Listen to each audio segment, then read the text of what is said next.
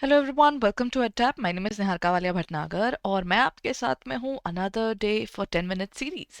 अच्छा, आज हम 10 मिनट सीरीज में एक बड़ा इंपॉर्टेंट एलिमेंट पढ़ने वाले हैं। सबसे पहले हमने जाना था इसी 10 मिनट सीरीज के अंदर कि there is something called planning. Planning क्या होता है? मैंने सोचा कि मुझे काम कैसे करना है, लेकिन उसकी इम्प्लीमेंटेशन कैसे होगी? क्योंकि सोच तो लिया कि एक गोल है, लेकिन उस गोल के लिए इनिशिएटिव तो लेना पड़ेगा। जैसे हमने प्लान किया कि हमको अपना जेआईबी सीआईबी क्लियर करना है, so you have to take the initiative for that. कौन से रिसोर्सेज क्या करना है, वो सब डिटेल है आज हम पढ़ेंगे ऑर्गेनाइजिंग प्रोसेस के अंदर। और एक छोटी सी ट्रिक सुनाऊंगी ताकि आप इस पर्टिकुलर टॉपिक को अच्छे से याद कर सकें। So let's go head and understand it.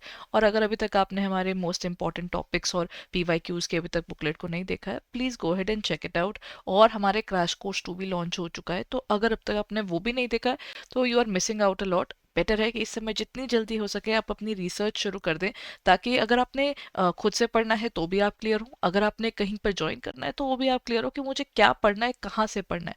So that's one particular thing जो आपको हेल्प करेगी आपके रजिस्ट्रेशन के टाइम पर भी, क्योंकि इलेक्टिव सब्जेक्ट लेना है तो इम्पोर्टेंट हो जाता है।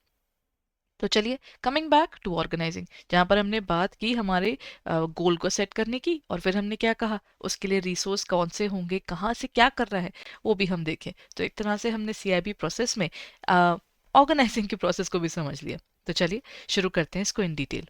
जब हम ऑर्गेनाइजिंग की बात करते हैं ना, इट्स एन आर्ट, क्योंकि हर किसी का अपना तरीका होता है। मैंने बोल दिया कि जी मैंने तो सेल्फ स्टडी नहीं करनी, मुझे कहीं से पढ़ना है, या मैंने बोल दिया कि मुझे तो सेल्फ स्टडी करनी है, तो क्या होगा?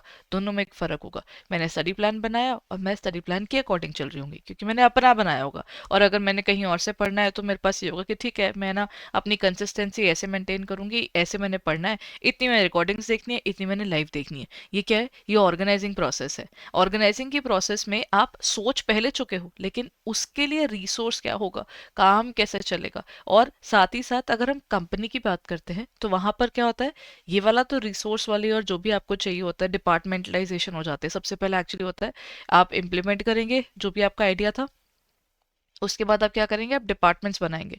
डिफरेंट डिफरेंट डिपार्टमेंट्स बनेंगे जी, प्रोडक्शन का अलग है, सेल्स का अलग है। इवन हम लोग बैंकिंग एरिया में देख लीजिए, कैशियर्स का एरिया अलग हो जाता है, हमारा बैक एंड अलग काम करता है, फ्रंट एंड अलग काम करता है। और सबके क्या बनते हैं इसके बाद? Reporting relationships. आप क्या करेंगे, स्टैब्लिश करेंगे अपनी रिपोर्टिंग रिलेशनशिप्स को, कि ये इसको रिपोर्ट करेगा, ये उसको रिपोर्ट करेगा।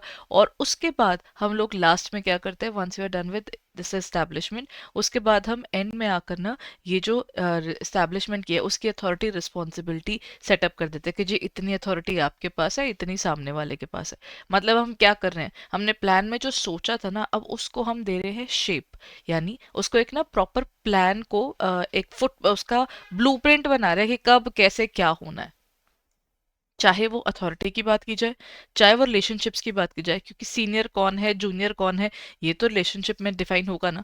लोग डिफाइन होंगे, ग्रुप होगा काम, और उसके बाद डिस्ट्रीब्यूट करेंगे हम रिसोर्सेज को तरीके से, ताकि हमारी कॉस्टिंग हो जाए मिनिमाइज और फायदे हो जाए मैक्सिमाइज।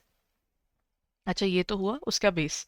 अब इसको डिफाइन कैसे कर सकते हैं? सबसे पहले आपका क्या आया, एस्टैब्लिशिंग अथॉरिटी, जो मैंने आपको भी बताया।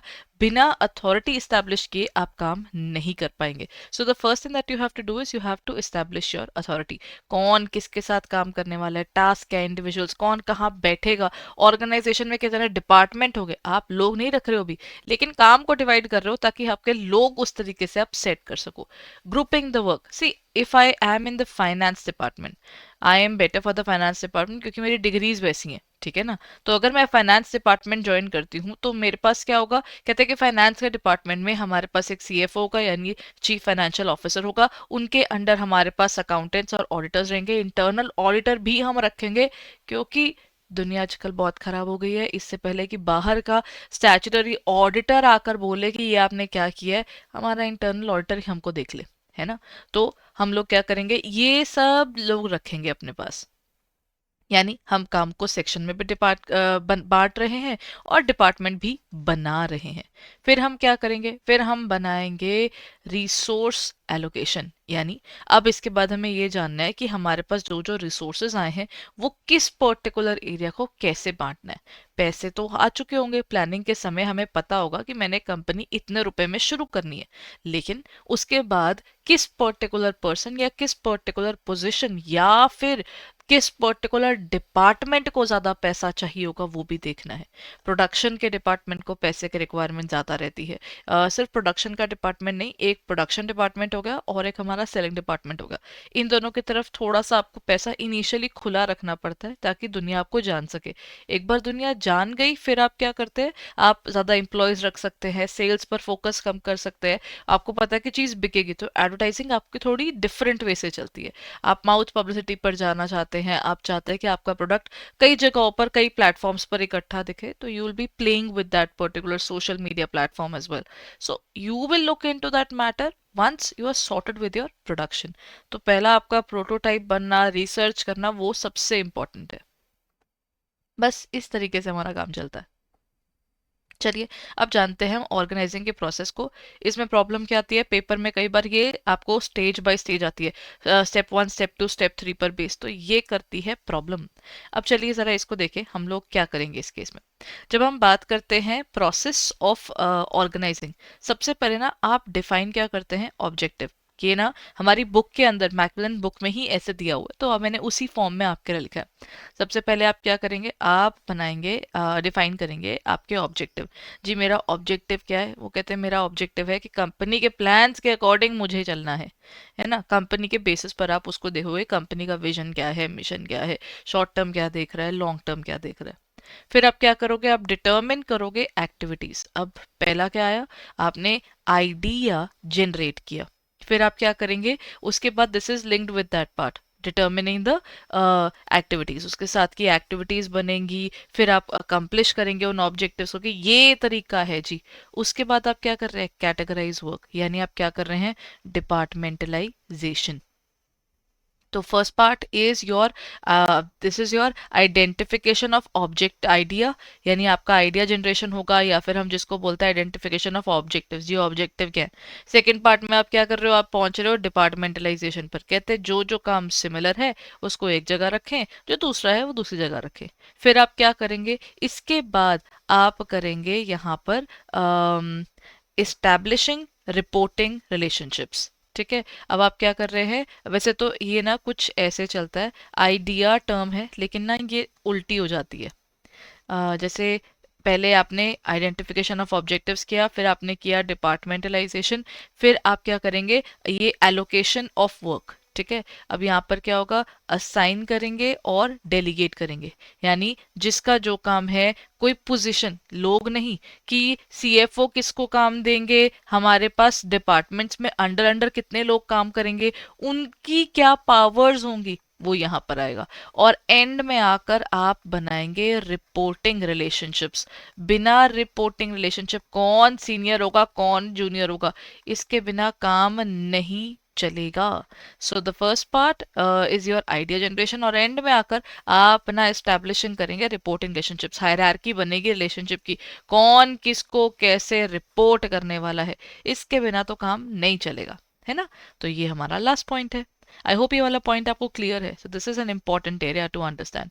तो इसको याद करने एक छोटा सा ट्रिक है, आप उसको यूज कर सकते हैं। इसके बाद क्या आता है, डिपार्टमेंटलाइजेशन किस किस बेसिस पर होती है। आप चाहें तो फंक्शनल, यानी मैं बोल सकती हूँ कि एक ही प्रोडक्ट बनाते हैं, मान लीजिए हम बनाते हैं calculators, I make calculators, I am Casio. ठीक है, अभी मैं सिर्फ कैसियो के एक ही तरफ जा रही हूँ, कैसियो और भी बहुत सारे काम करता है, but I am stick to that. तो उसके केस में क्या होगा, इनका एचआर डिपार्टमेंट अलग होगा, प्रोडक्शन डिपार्टमेंट अलग होगा, सेल्स डिपार्टमेंट अलग होगा। तो इन्होंने अपने काम के बेस पर अलग अलग ये बनाए हैं, बिजनेस फंक्शंस के बेस पर फंक्शंस डिवाइड कर दिए हैं। जियोग्राफिक, डोमिनोज है, एसबीआई है, ये तो इतने सारे हैं जो कि पूरे इंडिया में काम करते हैं, तो उन्होंने अलग अलग सेक्टर्स ही बनाए हुए हैं। जी ये नॉर्थ है, ये साउथ है, ये आपका ईस्ट है और ये आपका वेस्ट है। सो आप वो पूरा का पूरा बनाकर चलते हैं कि ये हमारा क्या रहेगा, ज्योग्राफिक रीजन रहेगा जिसके बेस पर हम बांट रहे हैं। कस्टमर बेस भी होता है। फॉर एग्जांपल अगर मैं कोई चीज़ बना रही हूँ, अच्छा ठीक है, जैसे आपका सीनियर सिटीजन सेविंग स्कीम है, तो वो जो है उसमें क्या हो रहा है, वो स्कीम स्पेसिफिकली सिर्फ सीनियर सिटीजन्स के लिए। तो आपने कस्टमर बेस पे तो डिफाइन कर दिया ना। आप अलग अलग सेगमेंट्स में हैं, वैसा नहीं कि बैंक में मैं नहीं आ सकती हूँ, मैं भी जाऊंगी, सीनियर लोग भी जाएंगे, जूनियर बच्चों के लिए भी अब अकाउंट खोलते हैं, तो वो वाली चीज़ भी हो रही है। तो you have but different different segments based upon their age. यहाँ पर तो एज डिफाइन हो गई।